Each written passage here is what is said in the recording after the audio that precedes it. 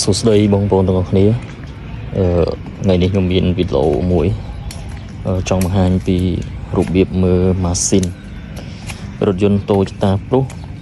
ក៏ដូចជាម៉ាស៊ីនរថយន្តផ្សេងដែលជាប្រភេទផាសាំងបងប្អូនយើងមាន4ចំណុចដើម្បីមើលម៉ាស៊ីនកុំឲ្យ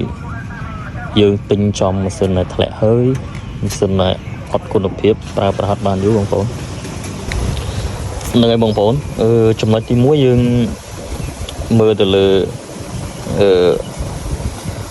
គម្របចាក់ភ័យម៉ាស៊ីននេះបងប្អូនយើងមូលមើលពេលដែលយើងបញ្ឆេះម៉ាស៊ីនហើយបងប្អូន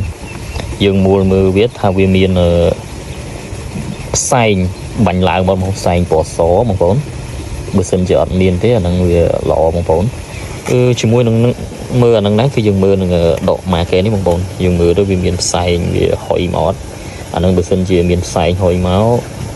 វាធ្លាក់ហើយបងប្អូនចំណុចទី2ហ្នឹងយើងស្ដាប់បងប្អូនយើងប្រើតិចយើងស្ដាប់បងប្អូនយើងស្ដាប់សលេងម៉ាស៊ីនមើលថាតើវាលឺសំឡេងដែកតកិច្ចគ្នាពីចេញពីខាងក្នុងម៉ូតបងប្អូនបើសិនជាលឺសលេងដែកតកិច្ចគ្នាហើយលន់ខ្លាំងអាហ្នឹងបងប្អូនយកការទៅបងប្អូនយើងស្ដាប់មើលទៀតថាវា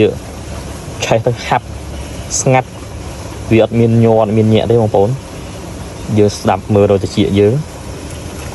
បន្ទាប់ពីយើងស្ដាប់ហើយយើងមើលមកចំណុចទៀតបងប្អូនយើងទៅមើលមកចំណុចនេះក៏សំខាន់ដែរបងប្អូនយើងទៅមើលនៅចុងស៊ីម៉ាំងបងប្អូនយើងមើលនៅចុងស៊ីម៉ាំងឡានរបស់យើងថាវាមានប្រេងវាមានប្រេងសើមមកនៅចុងស៊ីម៉ាំងនេះអត់បងប្អូន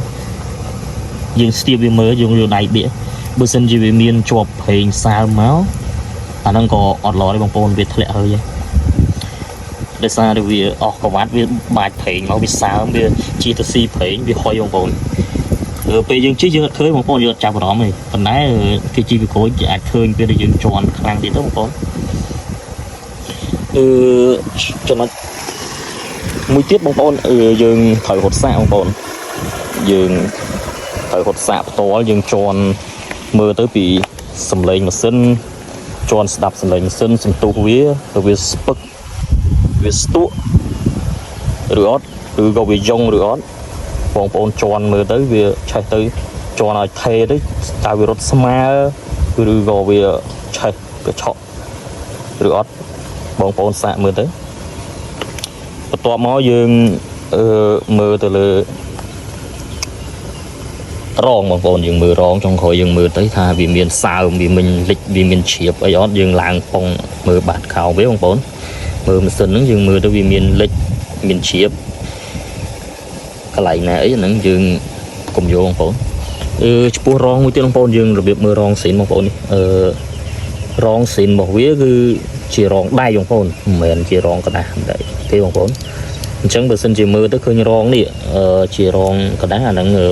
គេរើម៉ាស៊ីននេះបងប្អូនហើយយើងមើលរងទាំងអស់បងប្អូនទាំងរងប្រឈោទាំងអីហ្នឹងអញ្ចឹងហ្នឹងបងប្អូនយើងមើលទៅបាទអរគុណច្រើនបងប្អូនដែលបាន